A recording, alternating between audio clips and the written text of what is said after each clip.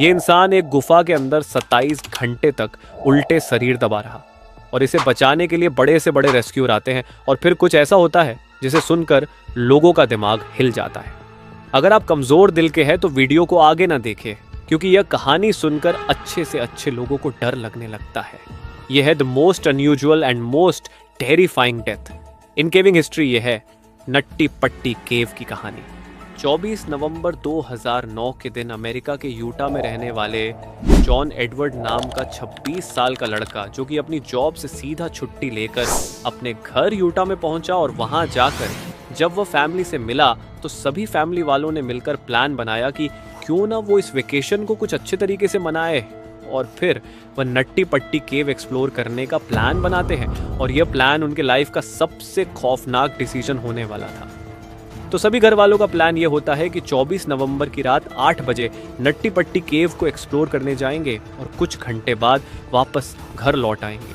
लेकिन वहां जो होने वाला था ये कोई सपने में भी सोच नहीं सकता था। हालांकि जॉन इस केव में पहली बार जाने वाला था, लेकिन इसे थोड़ा बहुत केविंग का एक्सपीरियंस था, क्योंकि वो अपने छोटे भाई के साथ बचपन में केविंग किया करता था। केव में एक ऐसा सेक्शन है जो कि काफ़ी चैलेंजिंग है, जैसे कि बर्थ कैनल कहा जाता है, जो कि बहुत ज़्यादा नैरो और टाइट है, जिसकी वजह से वहाँ एक्सपीरियंस केवर भी अपने बॉडी को स्क्विच करके निकाल नहीं पाते हैं। किसी के हिप्स और शोल्डर वहाँ फंस जाया करते और जितना भी वो कोशिश कर ले नहीं निकलते, और उसे निकालने के लिए रेस्क्यू टीम की ज़रूरत पड़ती। और इसी वजह से इस केव को सालों पहले बंद भी कर दिया गया था और ये नट्टी पट्टी केव मार्च 2009 में ही रीओपन हुई थी, कुछ नए रूल्स के साथ। रूल्स ये थे कि केव के अंदर जाने से 21 दिन पहले वहाँ के अथॉरिटी से परमिट लेनी होगी, और केवर के हर एक ग्रुप में 2 एक्सपीरियंस केवर होना कंपलसरी था। जॉन और उसका 13 साल का छोटा भाई जॉस दोनों एक्सपीरियंस केवर थे, तो इसे अंदर जाने की परमिट मिल जाती है। और फिर सभी घर वाले मिलकर नट्टी पट्टी केव के एंट्रेंस पर पहुंचते हैं, जिसकी साइज सिर्फ 30 इंच थी, और वह सभी 24 नवंबर की रात 8 बजे केव में घुसते हैं। पूरा ग्रुप केव में एंटर होता है तो पहले 1 घंटे तक सब कुछ ठीक चलता है और सभी लोग कॉन्फिडेंटली आगे बढ़ रहे होते हैं। लेकिन फिर जॉन और जॉस और उसके 2 दोस्त बिग स्लाइड की जगह पर रुक जाते हैं और आपस में एक मैप देखकर डिसाइड करते हैं कि वो इस केव के सबसे चैलेंजिंग बर्थ कैनल को विजिट करेंगे, जो कि इस केव के सबसे डीपर सेक्शन में है। ये इतना टाइट है कि सिर्फ कुछ ही लोग इस केव को क्रॉस कर पाते हैं, और यह माना जाता है कि यहाँ एक लॉन्ग टाइट पैसेज है, और अगर इसे क्रॉस कर गए तो एंड में एक और लंबा टाइट पैसेज आएगा, और अगर उसे भी क्रॉस कर गए तो एंड में एक छोटी सी थोड़ी सी रूम मिलेगी जहाँ आपको टर्न होने का मौका मिलेगा, और फिर वहाँ से आप टर्न होकर वापस आ सकते हो। हालांकि ये इतना टाइट है कि इसमें एक्सपीरियंस केवर को भी घुटन होने लगती है और वो पैनिक हो जाते हैं। जॉन और उसका छोटा भाई जॉस, जो इसके पीछे आ रहा था, उन्हें बर्थ कैनल मिल जाती है और वो दोनों बर्थ कैनल के अंदर घुस जाते हैं। लेकिन इसमें गलती ये होती है कि जॉन और जॉस जिस रूट में घुसे थे वो बर्थ कैनल की रूट थी ही नहीं। जॉन और जॉस एक्चुअली में गलत रूट में घुस चुके थे, जिसके बारे में इन्हें कोई भी आइडिया नहीं था। जॉन 15 फीट आगे मूव करता है और इसी बीच इसके सामने कई सारी चट्टानें भी आती हैं। हालांकि जॉन हेल्दी था तो वो अपने बॉडी को डिफरेंट ओरिएंटेशन में मूव कर सकता था।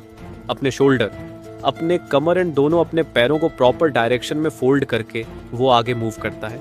और जॉन अब कॉर्क स्क्रू के रूट में आ चुका था, और जिस तरह से जॉन आगे बढ़ रहा था पैसेज और भी टाइट होते जा रहा था, और अब तक वो वापस भी मुड़ नहीं सकता था, क्योंकि वो पैसेज एक्चुअली में बहुत ज़्यादा टाइट था। इसे लग रहा था वो बर्थ कैनल में है, और इसके अकॉर्डिंग जैसे इसे पता था कि एंडिंग में एक स्मॉल रूम आएगी और टर्न होने का मौका मिलेगा, इसलिए वो आगे बढ़ता जाता है। और यही जगह थी जहाँ चीज़ें और बिगड़ जाती है, और अब तक वो कॉर्क स्क्रू के एरिया में आ चुका था।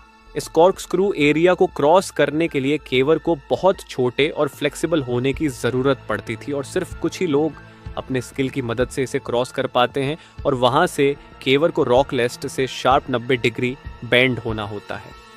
लेफ्ट की साइड अब तक जॉन इस स्मॉल एरिया से टर्न हो चुके थे, और इसके बाद वो मोस्ट डिफिकल्ट सेक्शन में पहुंचते हैं।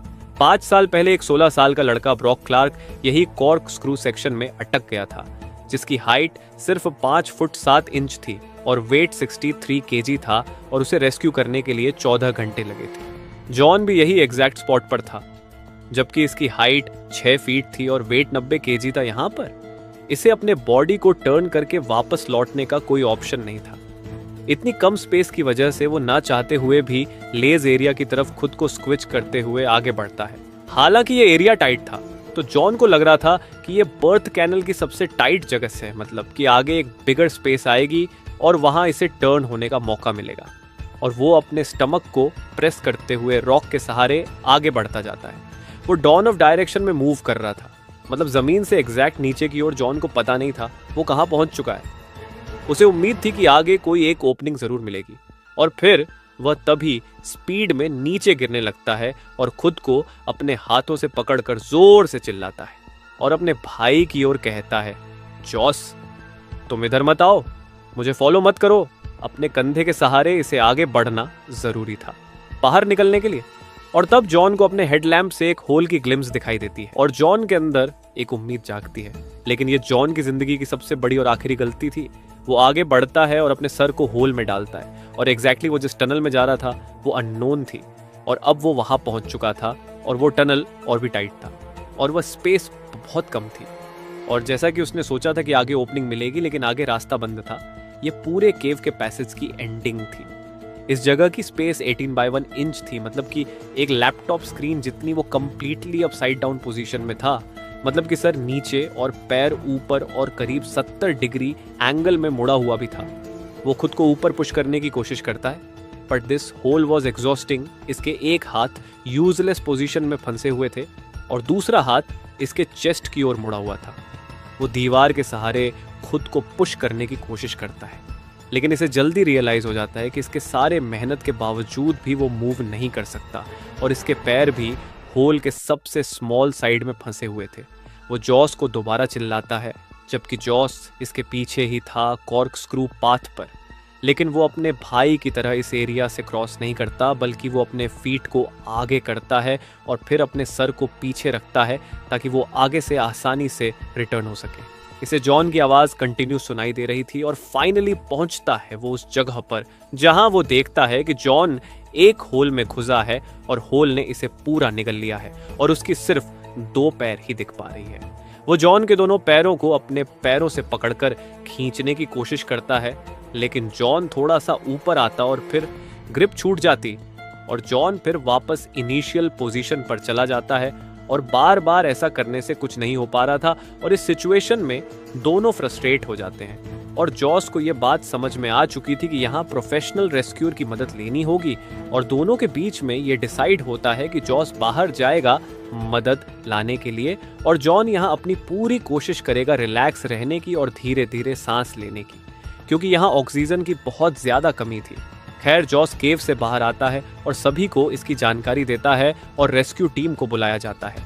यहाँ पर सबसे बड़ी प्रॉब्लम ये थी कि जॉन अब साइड डाउन पोजीशन में था, और रेस्क्यू डॉक्टर का मानना है कि अपसाइड डाउन पोजीशन में रहने की वजह से वो सिर्फ 8 घंटे तक ही जिंदा रह सकता है, और फिर उसके बाद सारी ऑर्गन्स फेल होना शुरू हो जाएगी और इसे कार्डियक अरेस्ट आ सकता है।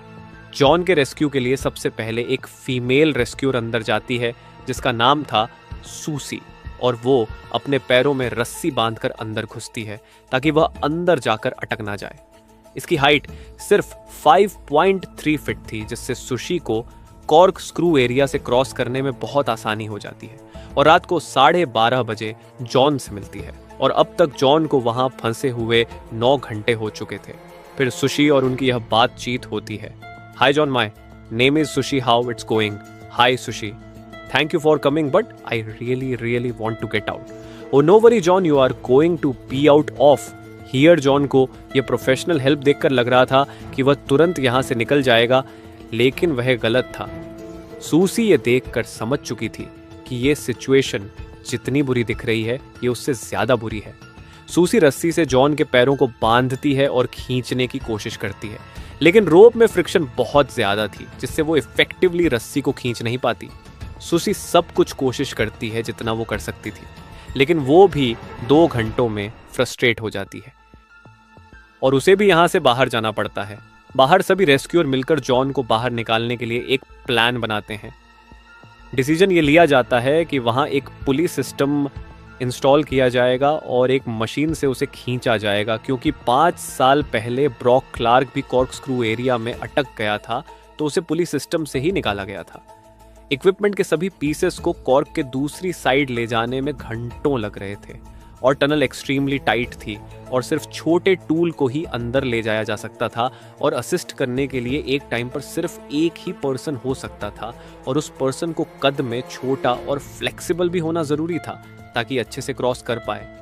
ये कोई सिंपल सिचुएशन नहीं थी और हर एक पुलिस सिस्टम को इंस्टॉल होने में घंटों तक टाइम लग रहा था और इसी दौरान केवल जॉन से बात करके जॉन को रिलैक्स रखने की कोशिश भी कर रहे थे। जॉन को वहां अटके हुए अब तक 12 घंटे हो चुके थे और वो अपनी पूरी रात अपसाइड डाउन पोजीशन में रखकर गुजारता है और साथ ही एक बॉडी की अपनी एक फिजिकल लिमिटेशन होती है ऐसे पोजीशन में रहने के लिए, और वो उस लिमिटेशन को भी पार कर चुका था। उसका 90 किलो का शरीर ग्रेविटी के प्रेशर से लड़ रहा था, उसके ब्लड सर्कुलेशन में गड़बड़ी होने लगी थी और धीरे धीरे इसके सांसें रुक रही थी। पूरी रात यहाँ बिताने की वजह से ये काम एग्रेसिव हो रहा था। इसके लेग्स काम करना बंद हो गए थे। रेस्क्यूअर और जॉन के फैमिली के लिए जॉन को ऐसी हालत में देखना बहुत ही दर्दनाक था, लेकिन वो भी हेल्पलेस थे और ड्रिल करते हुए रेस्क्यूअर भी एग्जॉस्ट हो रहे थे। रेस्क्यूअर को पता था कि जब वो चाहे यहाँ से बाहर निकल सकते हैं, लेकिन यही चीज़ जॉन की किस्मत में नहीं थी। वह परेशान था और अपने चेस्ट को एक्सपांड करने की कोशिश कर रहा था जिससे वह सांस ले सके, और वहाँ हवा में ऑक्सीजन का कंसंट्रेशन भी कम हो रहा था। और अब इतना टाइम बीतने के बाद जॉन के पास एक वाइड टेलीकॉम सिस्टम लगाया जाता है और दूसरी साइड से जॉन की वाइफ इमली उससे बात करती है और जॉन को इनकरेज करने की कोशिश करती है, और जॉन भी अपनी वाइफ को दिलासा देता है कि मैं यहाँ से जल्द बाहर निकलूंगा और सब कुछ ठीक हो जाएगा। अब तक शाम के 4 बज चुके थे और जॉन के यहाँ 18 घंटे पूरे हो चुके थे और अब पुलिस सिस्टम भी लग चुकी थी और मूव करने के लिए तैयार थी। एक रेस्क्यूअर जिसका नाम रियान था, वह केव में घुसता है और जॉन के पास पहुंचता है। रियान कहता है, how are you? John, it sucks. I am upside down, I can't believe. I am upside down, my legs are killing me. Ryan देखते हैं कि बॉडी ओपनिंग के सबसे नैरो साइड में फंसी है, तो वो सबसे पहले उसे ठीक करते हैं और फिर वो उसके पैरों को रस्सी से बांध कर खींचते हैं। लेकिन जॉन के पैरों को बहुत ज्यादा दर्द हो रहा था। वो जब भी खींचता तो जॉन उसे रुकने को कहता क्योंकि इसके नर्व्स अब अल्ट्रा सेंसिटिव हो चुकी थी, और फिर वो दोनों कुछ टाइम के लिए रुक जाते हैं और फिर वह दोबारा कोशिश करते हैं।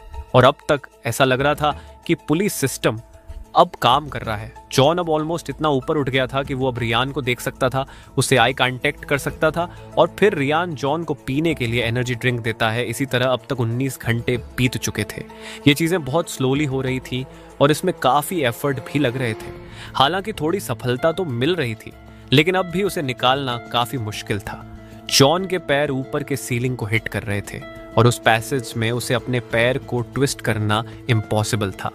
तो रियान फाइनली डिसाइड करता है कि वह इसके पैर को तोड़ देगा, और यही बीच यहाँ पर एक ऐसी अनइमेजिनेबल चीज़ होती है जिसके बारे में कोई सोच भी नहीं सकता था। पूरी सिस्टम फेल हो चुकी थी। एक बोल्ट जो जॉन के ऊपर ड्रिल किया गया था दीवार में, वो दीवार से निकल जाता है और वह सीधा रियान के सर पर जाकर लगता है, जिससे रियान अनकॉन्शियस हो जाता है। और जॉन जो आधा ऊपर उठ चुका था वो वापस स्लीप होकर इनिशियल पोजीशन पर चला जाता है और अब जॉन का कोई रिस्पांस भी नहीं आ रहा था। ये मूवमेंट जॉन की फाइनल किस्मत थी। अब शायद वह कभी बाहर नहीं आ सकता था, और रियान जब होश में आता है तो उसके सर से खून बह रहा था। वो पूरा कंफ्यूज हो चुका था कि यहाँ पर क्या हुआ। खैर, रियान को वहां से बाहर निकालकर हॉस्पिटल भेज दिया जाता है और उसकी जगह जॉन को निकालने के लिए उसके फादर डेव केव में जाते हैं और उस टूटे हुए पुलिस सिस्टम को इंस्टॉल करने के लिए एक और घंटे लग जाते हैं। डेव रस्सी से जॉन की बॉडी को बांधने की कोशिश करते हैं, लेकिन डेव वहां जितनी देर भी रहते हैं उसमें जॉन का कोई रिस्पांस नहीं आ रहा होता है।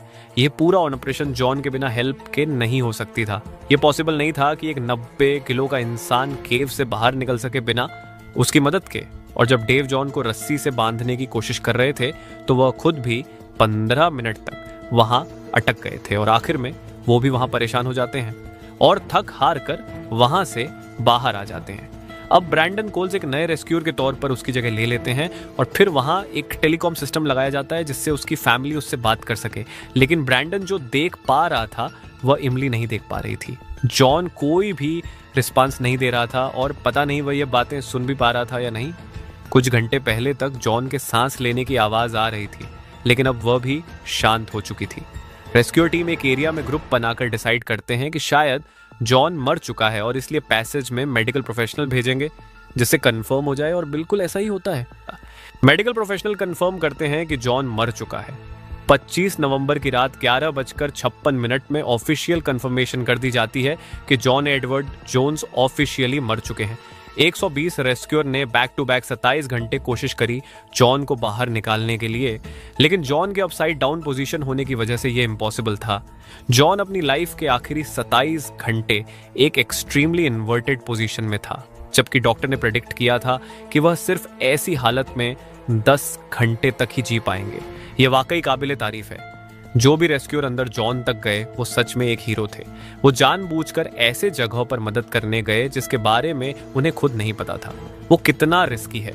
उसी में एक रेस्क्यूअर मीडिया को बताते हैं कि ये उसके 29 साल की रेस्क्यू करियर की टफेस्ट रेस्क्यू थी और वो इस रेस्क्यू में हार गए अथॉरिटी पूरी कोशिश कर रही थी जॉन की बॉडी को केव से बाहर निकालने के लिए। लेकिन बातचीत के बाद डिसाइड किया जाती है कि यह करना रेस्क्यू टीम के लिए काफी डेंजरस होगा, और फाइनली डिसीजन लिया जाता है कि जॉन की बॉडी हमेशा के लिए वही दफन रहेगी और एंट्रेंस को कंक्रीट से सील कर दिया जाएगा, और एक हफ्ते बाद पूरी नट्टी पट्टी केव को ही हमेशा के लिए सील कर दिया जाता है। और इसी तरह के एक केव में कॉलेज के 10 दोस्त घूमने जाते हैं और केव के अंदर जाने के बाद उस केव में पानी भर जाता है। ये वीडियो देखने के लिए ऊपर क्लिक करें और वीडियो अच्छा लगे तो चैनल को सब्सक्राइब करें। Thank you.